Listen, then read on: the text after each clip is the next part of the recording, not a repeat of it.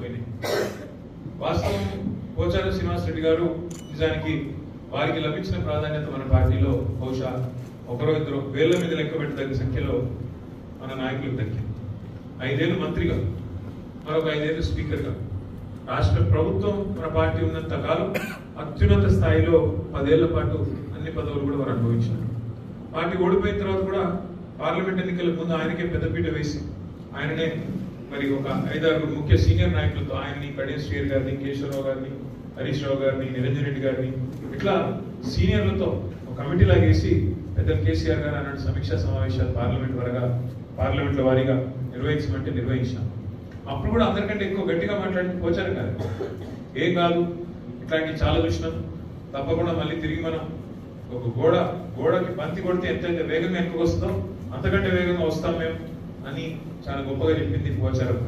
అట్లాగే కేసీఆర్ గారు మీ తిమ్మాపూర్లో ఉండే తిరుమల తిరుపతి దేవస్థానానికి వచ్చినప్పుడు ఆ రోజు అందరి ముందు, ప్రజల ముందు కట్టే కాలే వరకు మీ నాయకత్వంలో నడుస్తామని మాటిచ్చి దేవుడి సాక్షిగా నా పెద్ద ఆయన ఎందుకు మాట తప్పినారో నాకు తెలియదు. కానీ మొత్తానికి ఈరోజు కాంగ్రెస్ పార్టీలో చేరినారు.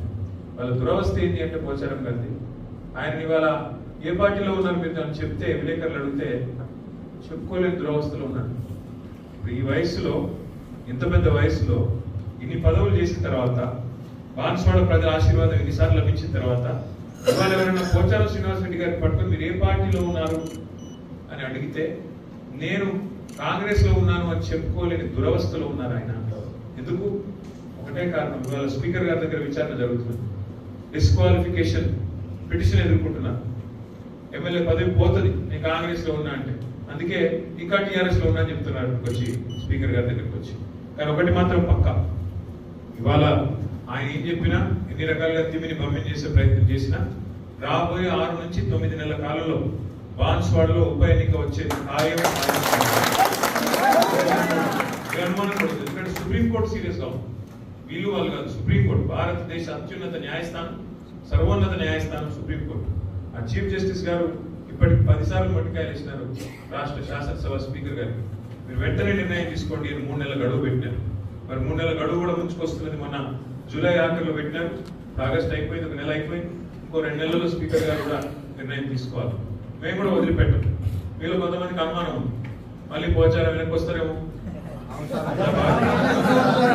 అందుకే మీరు అడగకుండా నేనేం చెప్తున్నా మీకు మీరు ఒకటే గుర్తుపెట్టుకోండి, ఈ 2-3 నెలలు ఆ గడువు ముగిసిన తర్వాత ఖచ్చితంగా సుప్రీంకోర్టుకు మళ్ళీ ఒక స్పీకర్ గారు సానుకూల నిర్ణయం తీసుకొని ఎస్ వీళ్ళందరూ పార్టీ మారినారు, వీళ్ళ మీద వేటు వేయవలసిందే అని స్పీకర్ గారు నిష్పక్షపాతంగా కనుక నిర్ణయం తీసుకుంటే సంతోషం.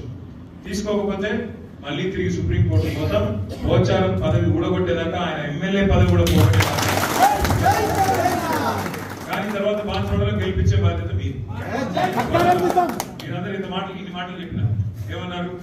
సార్ మరి ఇట్లుంది అట్లుంది, అరాచకం ఉంది, ఇట్లుంది అట్లుందని చెప్తున్నారు. మరి ఇక్కడ మాటల్లో నాకు చెప్తే కాదు కదా, ప్రజల్లో రేపటి రోజున మన శక్తి ఏందో, ఆయన మీద ఉన్న నిరసన ఏందో తప్పకుండా చూపెట్టాల్సిన బాధ్యత మన మీదనే ఉన్నది. ఇవాళ పోచారం గారి మీద కాదు, వాస్తవం ఏంటంటే కాంగ్రెస్ ప్రభుత్వం వచ్చిన తర్వాత 21 నెలలు నిండి, ఈరోజు 5వ తారీఖు అనుకుంటాం, 2 రోజులైతే 21 నెలలు నిండి 22వ నెలలో అడుగు పెడతా ఉంది. ఎట్లా ఉంది పరిస్థితి అంటే ఇవాళ కాంగ్రెస్ పరిపాలన, కాంగ్రెస్ ప్రభుత్వం వచ్చిన తర్వాత రేవంత్ రెడ్డి గారి వ్యవహారం ఎట్లుందంటే ఎవరు ఊహించరు. ఇంత వేగంగా ఇంత స్వల్ప సమయంలో ఇంత వ్యతిరేకత ముట్టగట్టుకున్న ప్రభుత్వం బహుశా భారతదేశంలో ఇంతవరకు ఎవరు లేరు. గ్యారంటీ కార్డులు ఇచ్చి 100 రోజుల్లోనే అన్ని హామీలు అమలు చేస్తామని అందరికీ అన్ని రకాల హామీలు ఇచ్చి మొత్తం లెక్క కూడితే 420 హామీలు, 1 కాదు 2 కాదు 420 హామీలు ఇచ్చి ఓట్లు వేయించుకొని ఆ తర్వాత ఈ రోజు మళ్ళీ కేసీఆర్ గారు అప్రూపాలు చేసినట్టు అదని ఇదని తప్పించుకునే ప్రయత్నం ఏదైతే చేస్తున్నారో ఇది ప్రజలకు కూడా వాస్తవం అర్థమైంది. రెండవది, ముఖ్యమంత్రి గారి వ్యవహారం, కాంగ్రెస్ ప్రభుత్వం యొక్క మాటలు, వారి చర్యలు. మీకు అధికారం ఇచ్చి కేసీఆర్ గారి కంటే ఆయన కొంత ప్రయత్నం చేసినారు, బాగా చేసినారు, మీకు అంతకంటే ఎక్కువ చేస్తారని మీకు అవకాశం ఇస్తున్నామని చెప్పి అధికారం ఇస్తే 21-22 నెలలు ప్రతి రోజు లేస్తే కేసీఆర్ జపం తప్ప ముఖ్యమంత్రి గారు అయితే చేసింది ఏమి లేదు. పడుకుంటే కేసీఆర్, లేస్తే కేసీఆర్, పడి పిల్లల కాడ మీటింగ్ పెడితే కేసీఆర్, ఆఖరికి ఎక్కడ పెట్టినా మీటింగ్ ఎక్కడ పెట్టినా కేసీఆర్ గారి జపం చేయకుండా మాత్రం ఇలా ముఖ్యమంత్రి గారు లేరు. ఆలోచించండి మీరు కూడా. 5 ఏళ్ల కోసం నీకు ప్రజలు అవకాశం ఇచ్చినప్పుడు నువ్వేం చేయాలా? కేసీఆర్ గారు రూపాయి పని చేస్తే నువ్వు రూపాయి పని చేయండి, ఎవరు వద్దన్నా. కేసీఆర్ పేదవాడికి 1000 రూపాయలు ఇస్తే నువ్వు 2000 రూపాయలు ఇచ్చే ప్రయత్నించి వద్దని లేదు. కేసీఆర్ గారు బాన్స్వాడలో 11,000 ఇల్లు కడితే నువ్వు 22,000 ఇల్లు కట్టవద్దన్నారు ఎవరు?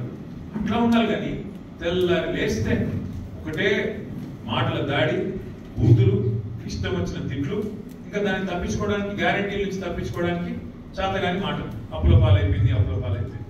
మిత్రులందరినీ ఒకటే అడుగుతా ఉన్నాం. మన రాజ్యసభ సభ్యులు సురేష్ రెడ్డి గారు మొన్ననే పార్లమెంట్ సెషన్ లో బ్రహ్మాండంగా మన పార్టీ తరఫున, తెలంగాణ ప్రజల తరఫున గట్టిగా పోరాటం చేసి వచ్చినారు. అదే పార్లమెంట్ సెషన్ లో మన ఒక బీజేపీ ఎంపీ అడిగినాడు కేంద్ర ప్రభుత్వాన్ని, రకరకాల మాటలు వినబడుతున్నాయి తెలంగాణలో, ఇంతకు చేసిన అప్పెంత, కేసీఆర్ ప్రభుత్వం చేసిన అప్పెంత? ముఖ్యమంత్రి 6 లక్షలు అంటాడు, ఇంకొక ఆయన 7 లక్షలు అంటాడు, ఇంకొక ఆయన 8 లక్షలు అంటాడు, రోజుకో 1 లక్ష పెంచుకుంటూ పోతున్నారు. వాస్తవం ఏంటి అని అడిగితే కేంద్ర ప్రభుత్వం పార్లమెంట్ సాక్షిగా పార్లమెంట్ లో నిజం పట్టబయలు చేసింది. వాళ్ళు చెప్పింది ఏంటి? కేసీఆర్ ప్రభుత్వం దిగిపోయిన నాడు రాష్ట్రం మీద ఉన్న అప్పు 3,50,000 కోట్లు. కేసీఆర్ రాకముందే ఒక 72,000 కోట్లు ఉండే, కేసీఆర్ వచ్చినాక ఇంకో 2,20,000 కోట్లు అప్పు చేసినాడు. మొత్తం కలిపి మరి 3,50,000 కోట్ల అప్పు ఉంది కేసీఆర్ ప్రభుత్వం చేసింది వారు చెప్పినారు. మరి రేవంత్ రెడ్డి గారి ప్రభుత్వం ఎంత అప్పు చేసింది అంటే 21 నెలలలో రేవంత్ రెడ్డి గారి ప్రభుత్వం చేసింది 2,20,000 కోట్ల అప్పు అని చెప్పి పార్లమెంట్ లో నిజం నిగ్గుదేది. దీన్ని బట్టి ఏమర్థమైంది మనకి? సంవత్సరానికి కేసీఆర్ ప్రభుత్వం, ఎందుకంటే మనం రాకముందు 72,000 కోట్లు తీసేస్తే మన ప్రభుత్వం చేసిన అప్పుడు 2,80,000 కోట్లు, అంటే సంవత్సరానికి 10 ఏళ్ళు తీసుకుంటే సంవత్సరానికి 28,000 కోట్లు. అదే మరి రేవంత్ రెడ్డి గారి ప్రభుత్వం 21 నెలల్లో మరి 2,20,000 కోట్లు, అంటే మనం సంవత్సరానికి 25,000 కోట్లు అప్పు చేస్తే రేవంత్ రెడ్డి గారు నెలకు 20,000 కోట్లు అప్పు చేస్తాం. నెలకు 20,000 కోట్ల అప్పు లెక్క తీయండి ఒకసారి, మీరు కూడా ఆలోచన చేయండి. పోనీ సరే కేసీఆర్ అప్పు చేసిండు, ఏం చేసిండు కేసీఆర్ ప్రభుత్వం? ఒక రైతు బంధు ఇచ్చింది, ఊరూరా రైతు వేదికలు కట్టింది, బ్రహ్మాండంగా జిల్లాకు మెడికల్ కాలేజ్ కట్టారు, జిల్లాకు నర్సింగ్ కాలేజ్, కాళేశ్వరం లాంటి ప్రాజెక్ట్ ఒక్కదానికి 1,00,000 కోట్లు అయినాయి కదా. కాళేశ్వరం లాంటి ప్రాజెక్టు కట్టినారు. పాలమూరు రంగారెడ్డి ఎత్తిపోతల పథకం దాదాపు 90% పూర్తయింది. ఇంటింటికి నల్లా నీళ్ళు ఇచ్చిన మిషన్ భగీరథ అయింది. ఖమ్మం జిల్లాలో సీతారామ ప్రాజెక్టు, ఇట్లా ఇరిగేషన్ ప్రాజెక్టులు, వ్యవసాయదారుల కోసం కేసీఆర్ గారి ప్రభుత్వం అప్పు చేసిన 2 సార్లు రుణమాఫీ 29,000 కోట్లు. దానికి ఇన్ని రకాలుగా కేసీఆర్ గారి ప్రభుత్వం ప్రయత్నం చేసింది. మరి నేను అడుగుతా ఉన్నా మిమ్మల్ని, రేవంత్ రెడ్డి గారి ప్రభుత్వం ఏం చేసింది? మరి 2,20,000 కోట్లు అప్పు చేసి ఎక్కడ పోయినా డబ్బులను? రైతు బంధు చేసినాడు సరిగ్గా, ఒక కాలం మొత్తం ఎగ్గొట్టినాడు కదా, 2 పంటలు ఎగ్గొట్టినాడు, ఒకటి కాదు 2 పంటలు ఎగ్గొట్టినాడు. 15,000 అన్నాడు, ఇచ్చింది ఎంత? మొన్న 12,000 ఇచ్చి అదే గొప్ప అన్నట్టుగా ఇలా సన్మానాలు చేసుకోండి, సంబరాలు చేసుకోండి అంటున్నాడు. రుణమాఫీ అన్న సరిగ్గా చేసిందా? చేయలేదు. చారణ కూడా కాలేదు సరిగ్గా. ఇప్పుడు బోనస్ బోగస్ అయింది. బోనస్ ఇందాక నాకు ఒక మిత్రుడు ఒక మంచి పాయింట్ చెప్పినారు. అసలు యూరియా ఎందుకు సంక్షోభం ఉందో తెలుసా మీకు? ఒక మిత్రుడు అన్నాడు ఈ మాట. ఏమంటున్నాడంటే ఆయన, ఇప్పుడు యూరియా ఇస్తే పంటలు పడతాయి, ఇప్పుడు సన్నవాళ్ళు ఎత్తున్నారు, మరి సన్నవాళ్ళు ఎత్తే బోనస్ అడుగుతారు కదా. ఇక సప్లై యూరియా అయిపోతే అయిపోతుంది, అప్పుడు వడ్డు పడ్డాయి, ఇక బోనస్ ఇచ్చే అవసరం పడ్డది, మొదటికే మోసం పెడితే అయిపోతుంది అని చెప్పి ఇదొక ఎత్తుగడ ఒక మిత్రుడు ఇప్పుడే ఇక్కడికి వస్తుంటే చెప్తా ఉన్నాను. వాస్తవమేమో అనిపించింది.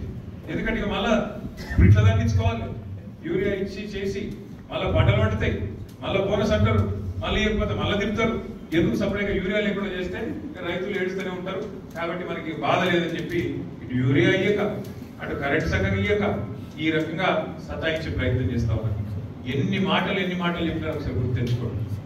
బోనస్ అని, 15,000 రైతు బంధు అని, 2 లక్షల వరకు రుణమాఫీ వెంటనే చేస్తానని ఇన్ని మాటలు చెప్తే, ముసలోళ్ళకి 4,000 పెన్షన్ అని, ఆడబిడ్డలకి 2,500 రూపాయలు ఇస్తానని, ఇన్ని స్కూటీలని, ఒకటిగా నిరుద్యోగ వృత్తి అని, ఎన్ని సరిగ్గా గ్యాస్ ఏడో చెప్పిన 420 ఏడ చెప్పాలి. ఇన్ని చెప్తే గెలిచింది ఎంత తేడా? 1,00,000 బంగారం అని, బంగారం సెంటిమెంట్ కొట్టి ఇన్ని కొడితే 1.8% తేడాతో మాత్రం, వెంట్రుక వాసి తేడాతో గెలిచొచ్చి కూర్చున్నాం. గెలిచినోడు ఏం చేయాలా?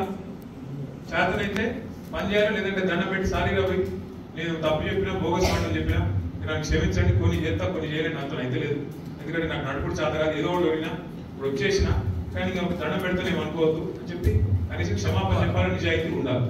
అవేమీ లేవు. మాట్లాడితే ఏమంటాడు, కేసీఆర్ అప్లోపాలు చేసిపోయాడు. మరి పార్లమెంట్ లో 2,20,000 కోట్ల అప్పని చెప్తున్నారు కదా, మీరు తప్పుడు మాటలు చెప్తున్నారు కదా. 8 లక్షలు అనొకడు, 7 అనొకడు, 6 లక్షల కోట్లు అనుకోకూడదు, తప్పు కదా ఇది అంటే ఒక్కడు కూడా సమాధానం చెప్పడు. పార్లమెంట్ తప్పు, మేము చేసేది ఒప్పు, మేము చెప్పేది ఒప్పు అని దబాయించుడు తప్ప ఇంకోటి లేదు. రెండోది ఒక్కటి యాద్ చేసుకోండి, కేసీఆర్ ప్రభుత్వం ఉన్నప్పుడు కరోనా వచ్చింది. కరోనా వచ్చినప్పుడు అందరూ కూడా ఎవరు ఊహించుకోలేదు అసలు మన జీవితాల్లో ఇట్లా టైం కూడా వస్తుందని. మూతికి బట్ట కట్టుకొని ఎవరింట్లో వాళ్ళు ఉన్నాం, మొత్తం విడేసుకొని అనుకున్నాం. ఎప్పుడైనా ఇట్లా మన ఇంట్లో మనం 2 నెలలు 3 నెలలు 4 నెలలు బయటకు వెళ్ళకుండా ఉండాల్సి వస్తుందని. అట్లాంటి పరిస్థితి. రూపాయి ఆదాయం లేదు ప్రభుత్వానికి ఆ రోజు. ఎందుకంటే మీరు ఏమైనా కొట్టనే కదా, కొట్టే అమ్మితేనే కదా వచ్చేది ప్రభుత్వానికి డబ్బులు. మొత్తం ఎక్కడికక్కడ బంద్, సున్నా ప్రభుత్వ ఆదాయం. మరి ఆ రోజు రైతు బంధు ఆగిందా? ఆ రోజు కళ్యాణ లక్ష్మి ఆగిందా? ఆ రోజు షాది ముబారక్ ఆగిందా? ఆ రోజు ఉద్యోగుల జీతాలు ఆగినాయా? ముసలోళ్ళ పెన్షన్లు ఆగినాయా? ఏది ఆగలేదు. మరి రూపాయి ఆదాయం లేకుండా కేసీఆర్ గారు ఇన్ని సంక్షేమ పథకాలు అమలు చేస్తే, నీకు బంగారు పల్లెల్లో పెట్టి భారతదేశంలోని నెంబర్ 1 రాష్ట్రంగా తలసరి ఆదాయంలో మంచి బంగారు పల్లెని నీ చేతిలో పెడితే ముఖం బాగాలేక అద్దం పొల కొడుకున్నట్టు నీకు నడపచాత కాక కేసీఆర్ తిరిగి తేలాం. నేను అనేది ఇప్పుడు మీరు అర్థం చేసుకోవాల్సింది, చెప్పాల్సింది రైతులకి, ప్రజలకి ఇది.